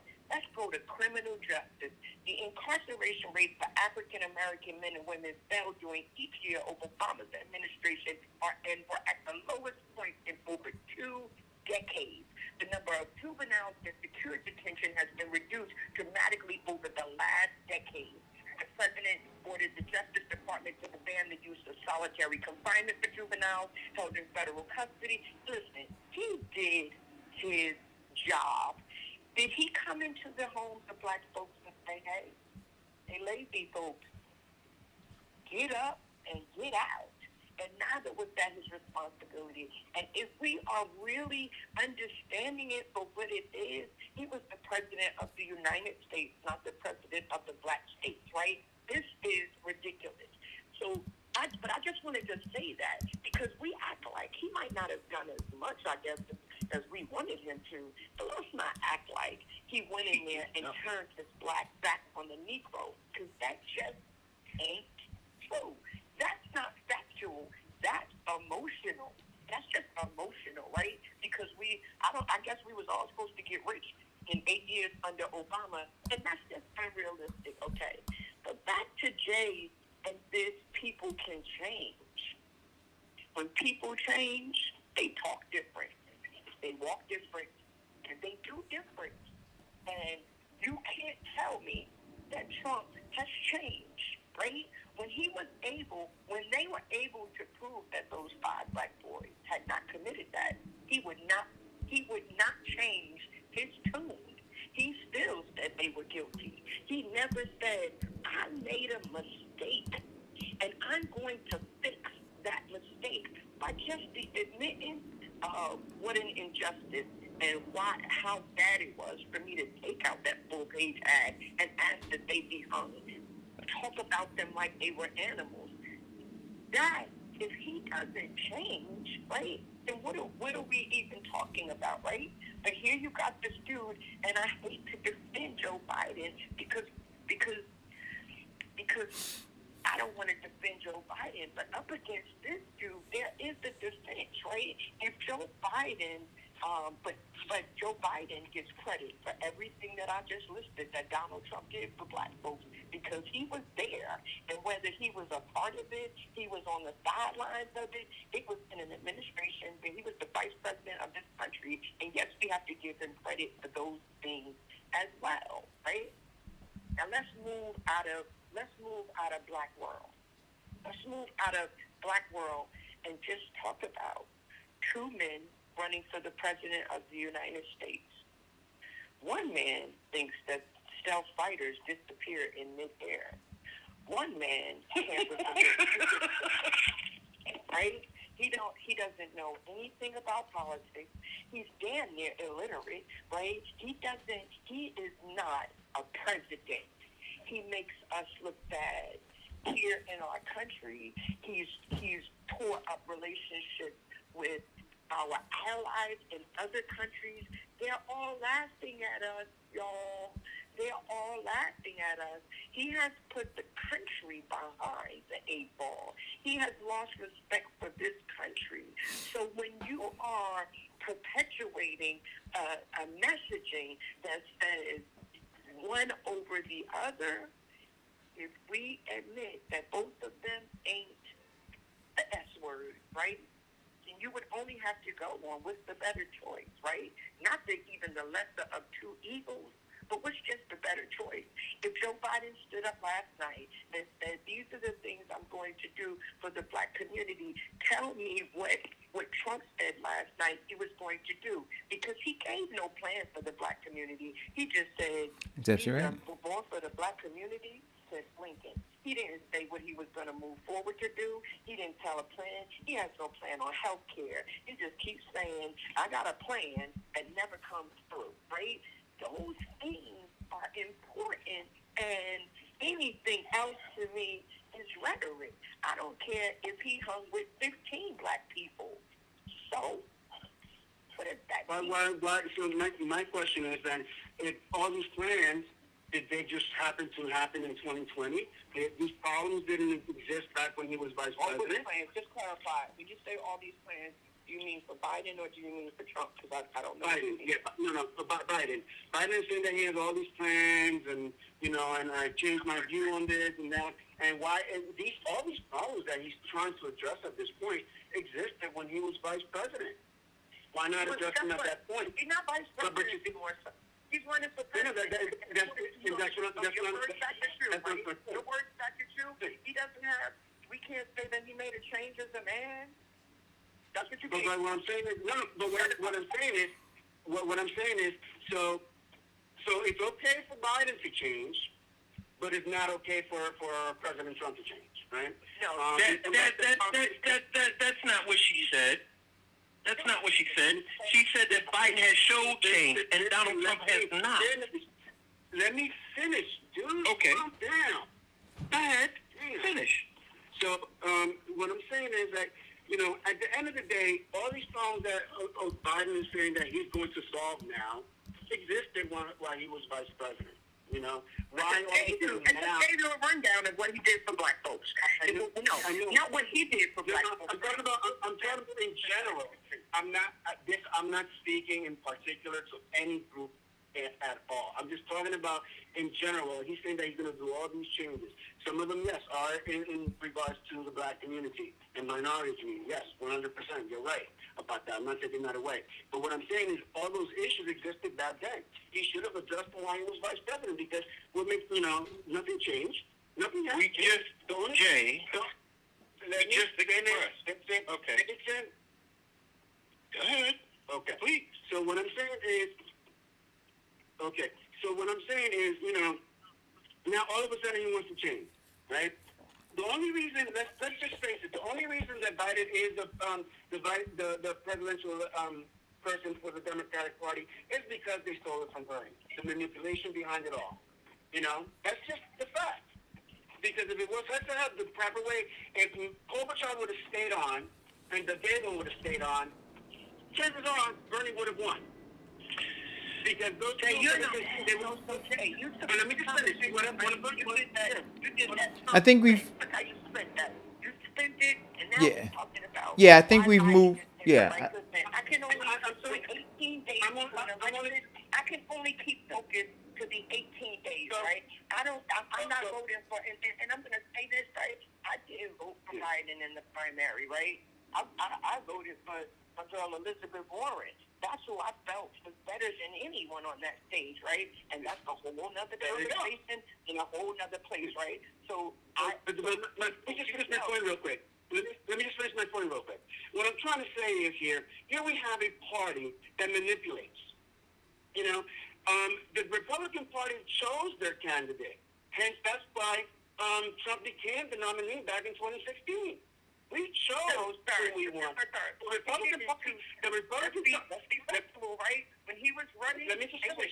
the Republican Party dogged him out. Right. So yeah. So Dre, you can't say that, right? Because, but Dre, I'm gonna let you go ahead. Go ahead. Finish your point. You know, yes, the career politicians did not want him. Of course, that's their job. They're the ones who are supposed to be president because they're career politicians. You know, that's the way it works. Yes, career politicians did not want him, 100%.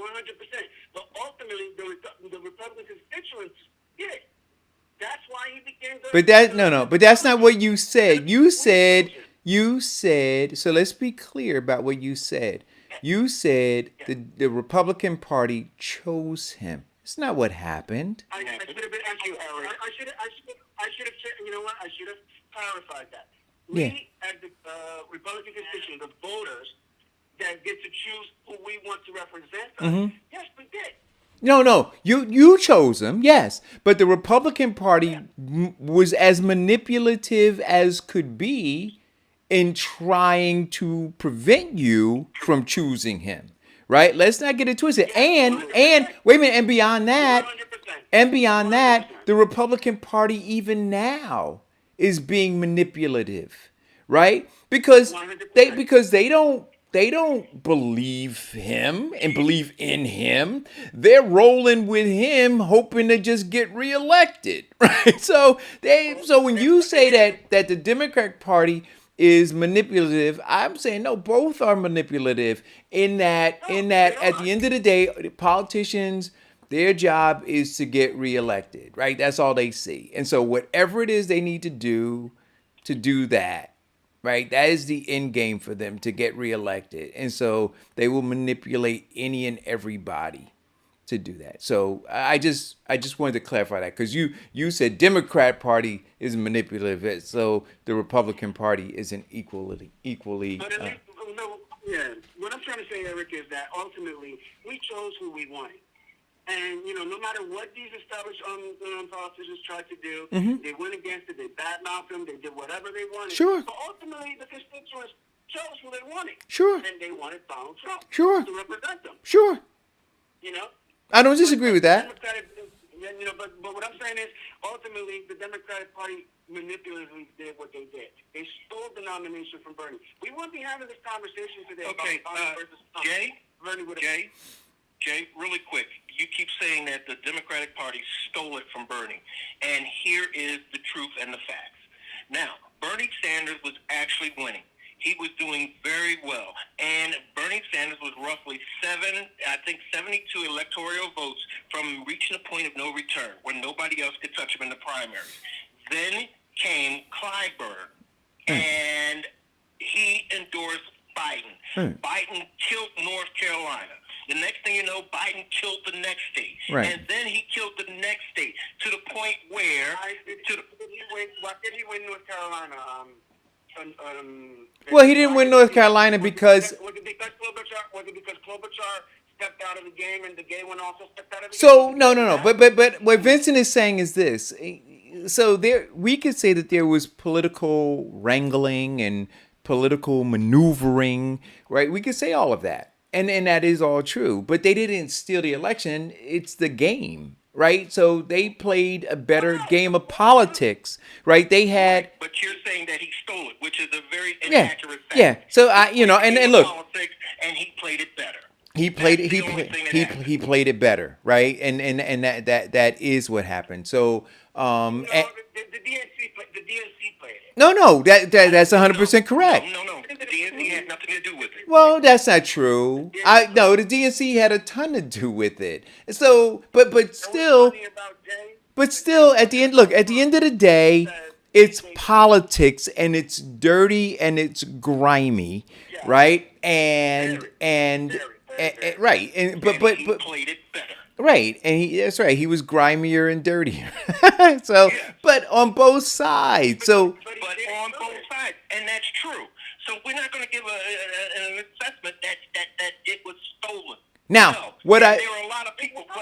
But now, what I will say is this: to what Dre said, which everybody should listen to.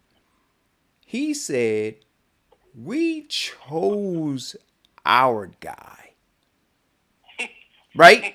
No, listen to what he said. He said that. He said, we chose our guy. And what I'm saying to, wait a minute.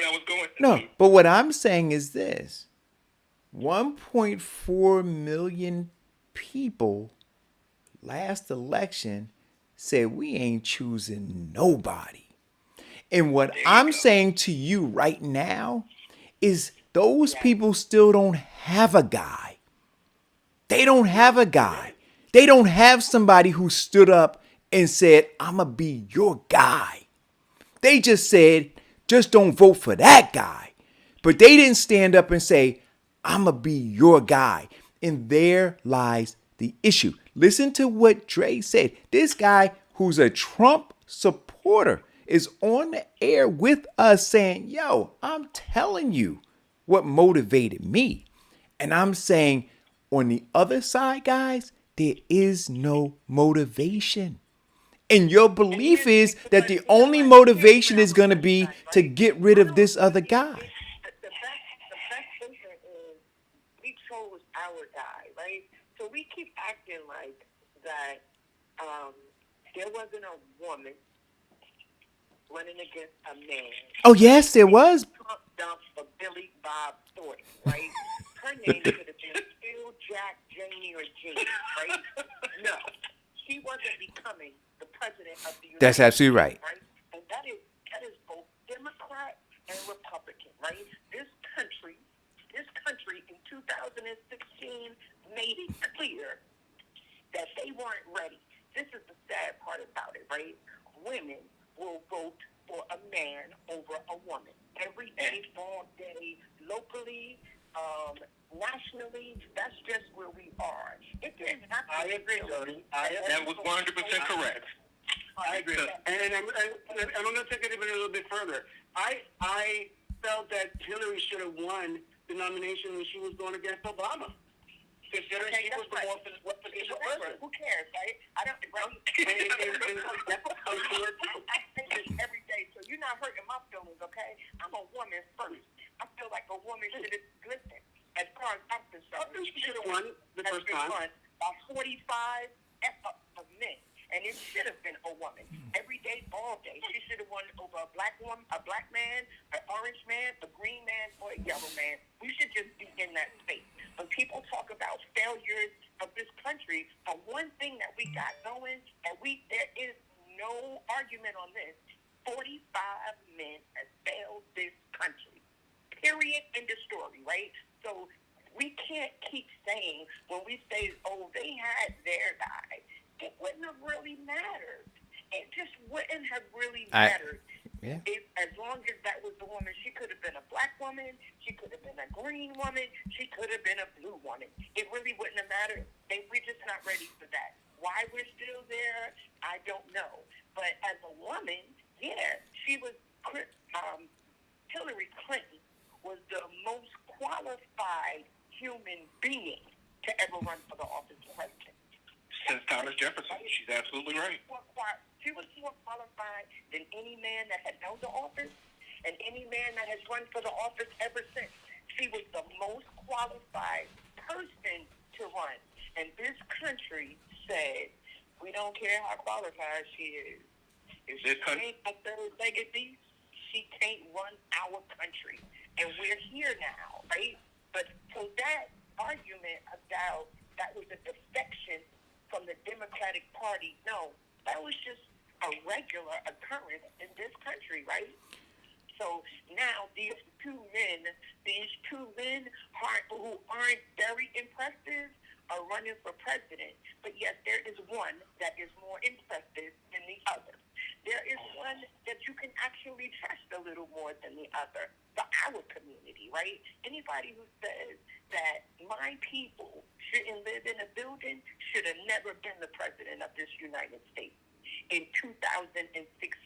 That should have never happened. And I'm going to continue to say, I don't know you, Jay, but any black person that supports this dude, which the way in which he has talked about our community, the proof that we had that he is not for our community, the fact that he lies to his people, right?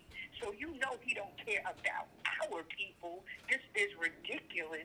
And that's an argument. Are we still 18 days out arguing to save the racists? Listen, well, at the end of the day, I'll be honest with you. I'm going to be honest with you. I ultimately, I prefer, obviously, Donald Trump. There's no secret about that. I'm a very strong, Republican supporter. Who wins, it's not going to affect us. Let's just face it, like you said earlier, and like Diane has said it also, and Eric, what really matters is our local elections. But what you're saying, those things about the president, who should be selected out of both of them, those are subjective feelings. You feel like that because you're a Democrat supporter. I feel differently because I'm a Republican supporter. I am not a Democrat, sir. Now, independents independents are just a little bit further to the left than they are to the right. Let's just face it. That's just. So what do you say about me? I'm a Republican, still registered. I know you are, but are you really a Republican? You're just out for yourself. No. But that's a whole new subject. But what I would like to say, and something that we touched on yesterday, and I'm hoping Diane will chime in, is the situation with the platinum thing of appealing to blacks and using Ice Cube. Do you really think that he's using Ice Cube? Oh, wow. Wow. I think that Trump will use anyone who can help him to get elected. And that That's disgusting. And what you call it, didn't use Clyburn. Well, yes, he did use Clyburn, and there's no argument on that. He did use Clyburn. So listen. What I would say is this: Vincent just made a point, and at first, I bristled at it, but I agree with you, Vincent. I think that at the point that Ice Cube put himself on the chessboard, right? It would behoove both of them, right? Donald Trump, because the two players in this game are Donald Trump and Joe Biden, right? So at the point that Ice Cube puts himself on the board as a piece, right? They both are trying to move him, right? so yes, to their advantage. And so his job is to, not be moved. So yes, Donald Trump is going to try to use him. Biden's going to try to use him. The corporate-owned media is going to try to use him.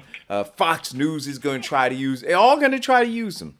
The question is, in terms of Ice Cube, what is it that, does he have the fortitude, one, right? And does he have the skill to be in this fight, right? Because he catapulted himself to this space, and he's being ridiculed. I'm sorry. Heavily. He's getting backlash. Yeah. And since he actually made the proposal to Trump, he hasn't said anything. It's been everybody else saying. Eric, let me ask you your opinion on that. Let me ask you your opinion on that. Do you think he was wrong for trying to sell the agenda to whoever he thought he could sell? No, here's the deal, right? Here's what I say. Wrong. I'm not going to use the word wrong, but I am going to say you have to understand your acumen, right? So there's some spaces that I'm not qualified to be in. And say that Cube is not qualified to be in a political space. Right. Well, and so, so this is what I would do. So I'll put it. Wait. Given an assessment of himself. Right. I'm gonna put it to you like this, Dre. I take my lawyer, right, or my accountant places where I think I might get screwed because I don't want to get screwed, right? And those guys come with me to make sure that I don't. And so when Ice Cube had an opportunity to hold court, I think it would have been prudent of him to take somebody who was expert in that space. So, yes, his celebrity or whatever might have opened that door, right, for whatever reason. But for him to have the hubris to believe that he could walk through that door and solve the issues of the black community by presenting something, I just, yeah, I think, I think it was a lost opportunity because to Vincent's point, you got to know that Donald Trump is a user, right? And so what Ice Cube figured is that I could walk in this room and outgame the gamester, right? And so and I got issues with Ice Cube anyway, but I think it would have been nice. It would have not nice. It would have been smart, right, for him to to have a wingman when he went in there. So who said he didn't have a wingman? And you're making a reference as if he has not been in the political fight of the black movement. I'm not suggesting that he has. No. As if he just jumped into this arena before. He's been fighting white people since the beginning. No, I'm not suggesting that he hasn't, right? But I'm saying what I'm asking is this, and maybe he did. Maybe I am making an assumption, Diane. But I want to know what economist or group of economists. I'll tell you like they tell Biden. Go look at his website. Go read it. It's up there. So he did a video this morning. I don't know if you guys saw it, but Ice Cube did a video this morning, a 5-6 minute video this morning, and I watched the whole video this morning. I didn't see it. He dropped the F word a few times, and he said both of them was full of crap. But this was the bottom line, right? That he met with them both, and that Joe Biden didn't offer him a plan, and Donald Trump offered him $500 billion, right? And again, I'm going to say, and you trust that? Can you believe that? Can you believe it the other way around, Jody? Right. Excuse me? Can you believe it the other way around? No. No, let's not go into hypotheticals. Go ahead, Jody, with the facts. This is all I'm saying. There is no fact.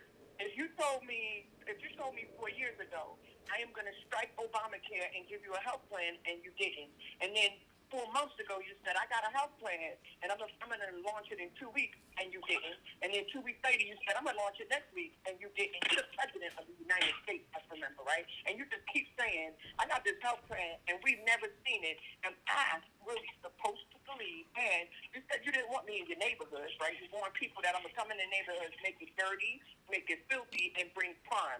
Am I supposed to believe you're going to give me $500 billion? No, but here's the logically, right? And now did Ice Cube say in that video that he believed that was going to happen? He said, "We'll see," right? The overall video was just talking about how we in a bad place, y'all, and we just got to do something different, y'all. And to every point, stay in your lane. That's what our problem is as a people, right? If you were serious, right, you would have went to somebody, right? I'm not trying to be funny, but Ice Cube walking in a room is like Kanye walking in a room is like I want somebody that's going. So what makes him qualified? What makes him more qualified and not qualified? That you've been inundated in the space. He has not been inundated in the space, right? All entertainers have opinions when big things happen, right? Something happens, entertainers come out and they sing black, right? That's what they do. But have you been inundated in the space of fighting for policy and legislation for black people? No, he has not. You know what the problem with black people is, Jody, y'all always want somebody to save you, and then the people that come out and speak out, you don't like the way they say it or who they are because they don't seem to have the credibility that you want them to have. No, I want them to have the qualification. Henceforth, the way people look at Carly B and Megan Stallion. Right. So, but I think that each of them I think each of them play a role, right? So I think that Cardi B can play a role. I think that the rest of them can play a role. I think that Ice Cube can play a role, right? But when maybe you should be a running back and you're trying to be the quarterback, right? Or maybe you should be on defense, but you're running out, putting your helmet on when the offense is on the field, then it gets all mucked up, right? So I'm saying, Tell me this. Where's Dr. Claude Anderson? right. So here's my point to you, Diane. Diane, I'm gonna give you no. So here's my point. I'm saying Donald Trump would never entertain Dr. Claude Anderson because Dr. Claude Anderson has an acumen. So he knows that he can't manipulate Dr. Claude Anderson. See that did so that's exactly what I'm saying. So when the spider opens up and says, "Come into my web," the spider is not gonna invite an anaconda into that web. You see, but he'll invite a fly or a moth. Right? And the moth will come thinking that he can outwit the spider and then get caught in the web and then go, oh shit. And so I'm saying, then it's too late. And then it's too late. So all I'm saying is this: when they opened the door and said, hey, come on in, yo, understand who you are, right? And have some humility about it. And then go get a big dog to come with you. You see, but when you go in there and then, because now what we have is maximum sophisticated confusion, right? We're now focused on and the usury is happening, right? Where it's like, well, we entertained them, we had them in there, and I made this offer, and you can't lie that I didn't make this offer. And so now the conversation is whether or not we could believe the offer or not believe the offer. I'm going, yo, why are we even having that conversation? Why are we even there? Well, let me ask you the question again, Ben. Let's assume that he brought this specialized person that knew everything and brought him into the room. Do you think he would be wrong for doing that? No, I'm saying. Listen, what I'm saying is this: if you brought a person in there who had the acumen to negotiate, right? We would have gotten something substantive. Here's the question: what substantive thing did we get out of Ice Cube? What do we have? So I'm going to ask you that. We got the realization that Donald Trump is going to be Donald Trump. This is the thing, see, and that's exactly what. See, to Vincent's point, that's what I'm trying to tell you. Is he wrong because he met with Donald Trump? No. I forget about Donald Trump. I'm saying any of them. See, I'm not like going just Donald Trump. I'm going, yo, you shouldn't have called Biden either, God damn it. So, but so I'm asking this question. So one of them rejected you, the other one invited you in. What did you walk away with? Well, I think. No, I'm not asking you, Vincent. So I would ask this question of either Diane or of Dre. What did he walk away with? See, this is the way I look at it. The way I look at it, that at least he tried something. He's looking at an alternative. You know. Okay, got it. No, I got it. You answered the question. I don't need the long answer. So he walked away with a try, right? But now, ready? What did Donald Trump walk away with? See? He walked away with the press. He walked away with the press. He walked away with us talking about it. He walked away with people tweeting about it. He walked away with all of this. Do you understand what I'm saying? And he walked away with increasing the undecided and uneducated black. And again, I'm not ripping Donald Trump. Donald Trump's doing what he should have done. And Biden, had he met with Biden, right? I mean, had that thing gone the other way, I'd be saying the same thing about Biden and those guys. So it's not that I'm ripping on Donald Trump. I'm saying that Ice Cube put himself in a precarious situation, which has now created a bunch of conversations around how nothing really happened, right? But over here, right, he's being used. But the conversation is how he was manipulated and exploited. That is an But that would have happened either way, Vincent. It would have happened either way. Yeah, it would have. Whether it was Biden, whether it would have been Biden, or whether it would have been Trump. And we're at 12 o'clock, but I want to hear what Diane. I want to hear Diane's last point on this. What are you saying, Diane? Nothing. Yeah, I just I look. I think that I commend him for trying. I really do. I mean, whether it's going to come into fruition or not, I think that he did what he was best. Yes, obviously, Trump is going to get the more press about it because it's Donald Trump. But I'm sure that Biden would have. Whoever it is, that's just how it's going to work. Donald Trump is the hated president of the liberals. That's just how it goes. Well, I'm not on him because he's Donald Trump. I'm simply saying. Predominantly is liberal. That's what they're going to point out. Yeah. Well, he's hated by Fox. Fox is not a liberal media. In fact, Fox was his biggest supporter. Yeah, I'm not. Even turned on them. Yeah, see, I'm not. It's for me. See, Fox is on that fence. Let's just face it. Yeah, I Fox just. really wasn't that conservative. Yeah, So anyway, that I don't know. We'll continue to. I don't think he was wrong. I think he gave it a try. And the reaction would have been different. It would have been Biden. The only reason that it's a big deal is because it was Donald Trump. Well, if I could. No, we're at 12. We're at 12:02 now. Go ahead. No, we're at 12:02. Yeah. So I guess it's the pitch to me. Yeah. Everyone, Okay. Thank you so much for having me. I appreciate it. Like as always, I enjoy listening to you guys, and you have a wonderful day, guys. Thank you. Enjoy your weekend. Well, again, this is the fastest 2 hours on streaming media, the Eric Dawson Show, because we passionately speak our opinion. And in our opinion, what I take away from the day is the simple fact of this. There are a lot of people who want to be useful and not used. When you go to some politicians with the hopes of being useful, sometimes you get exploited and used. And one point that Jody said is this: change is change. A person has to show change. There's this old parable about a woman who found a rattlesnake lying in the road, half dead. She took it to her home. She nursed it. She fed it. It got bigger and bigger and bigger.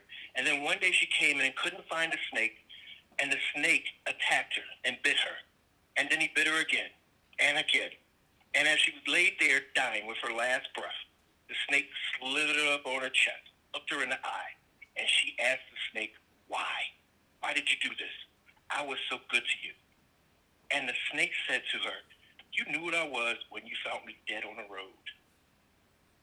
When we are choosing politicians, we want change. They don't change because of how good we are to them. Change comes out of their nature, and it comes out of their heart, and it is publicly expressed and noticed. As always, we say on the Eric Dawson Show, be safe, because the COVID virus is real.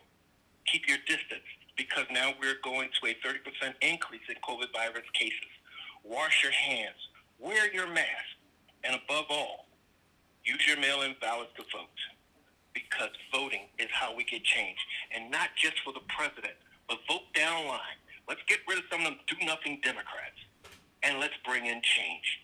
And in the event that we find that these people were not who we expect them to be, the next election, we change them. I'm Vincent Squire. If it's God's will, we will all be here tomorrow to express our views and opinions. On behalf of Eric Dawson, Diane, Queen of Media, and I want to thank our guest callers, Jay, and as always, Jody. God bless you all, and be safe. Vincent, you're lucky it's 2:04. But on Monday, I'm going to deal with that parable. Because no, not that you didn't knock it out, but the inaccuracy of it. But we're going to deal with it on Monday. Enjoy your weekend, everybody.